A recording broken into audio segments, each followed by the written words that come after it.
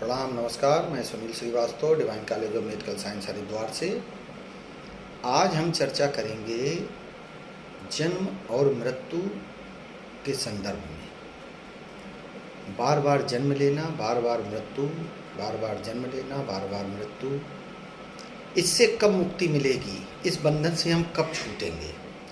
तो इसके लिए महर्षि पतंजलि ने पतंजलि योग सूत्र में विस्तार से चर्चा की है कि ये जो जन्म और मरण का चक्र है, इसमें जब तक हमारे संस्कार रहेंगे, जब तक कोई न कोई कारण रहेगा, तब तक ये जन्म बार बार होता रहेगा।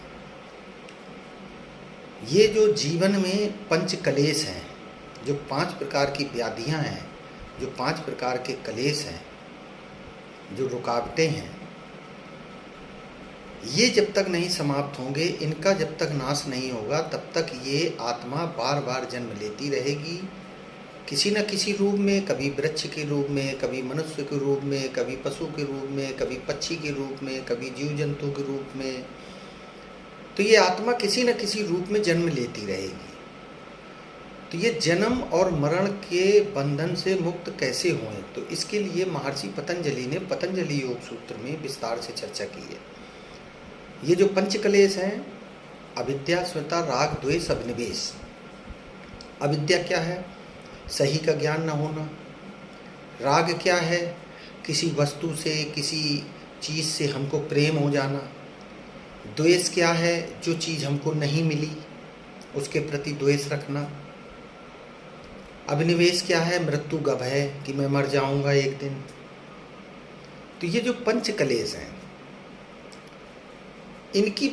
इनके कारण से ही पुनर्जन्म और मृत्यु, जन्म मृत्यु का चक्र है पूरा। तो जी अविद्या है, ये जो अविद्या जो है, अविद्या बाकी 4 कलेशों की जड़ है।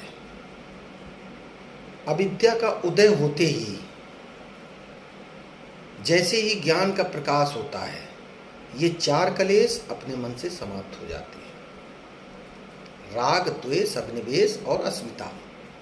अस्मिता मतलब अहंकार, समाप्त हो जाता है। ये समाप्त कैसे होंगे? तो महर्षि पतंजलि ने पतंजलि योग सूत्र में चर्चा की है, क्रिया योग की साधना से। क्रिया योग के पतंजलि योग सूत्र में 3 चरण बताए हैं। तप, स्वाध्याय, ईश्वर प्राणिधान। तप क्या है? 3 प्रकार के जो भौतिक दुख हैं उनको सहन करना। स्वाध्याय मतलब स्वयं का अध्ययन, स्वयं को जानना। जो हमारे प्राचीन काल में संतों द्वारा जो आगम लिखे गए हैं, जो ग्रंथ लिखे गए हैं, उनका अध्ययन करना। ईश्वर प्राणिधान, जो भी हम कर्म करें इस जन्म में, वो सभी कर्म ईश्वर को समर्पित करके करें और समर्पित कर दें।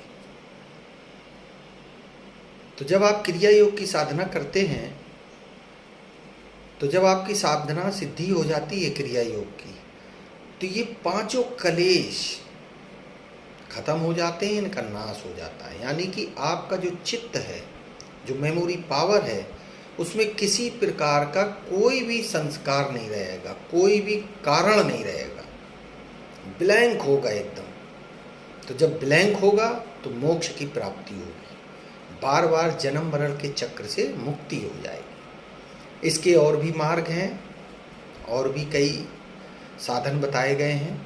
जैसे पतंजलि योग सूत्र में अष्टांग योग की साधना, घेरंड संहिता में समाधि की साधना, 6 प्रकार की समाधि की चर्चा की गई है। उसमें लय योग की साधना, भक्ति योग की साधना, मंत्र योग की साधना, तंत्र योग की साधना, यंत्र योग की साधना, हठ योग की साधना, अष्टांग योग की साधना। जिस मार्ग से आप जाना चाहें, आप मोक्ष के द्वार पर समाधि की स्थिति में पहुंच सकते हैं। जाना सभी को है, कोई नहीं रुकेगा, कोई नहीं छुपेगा। मार्ग अलग अलग हैं। जो भक्ति योग की साधना से जाएगा तो वो वहाँ नाचते गाते रोते भक्ति में चूर होके पहुँचेगा। जो लय योग की साधना से जाएगा वो वहाँ मंत्र जप रहा होगा, जाप करते करते उसकी साधना पूरी हो जाएगी। इसी प्रकार से जाना सबको है। प्रणाम, नमस्कार।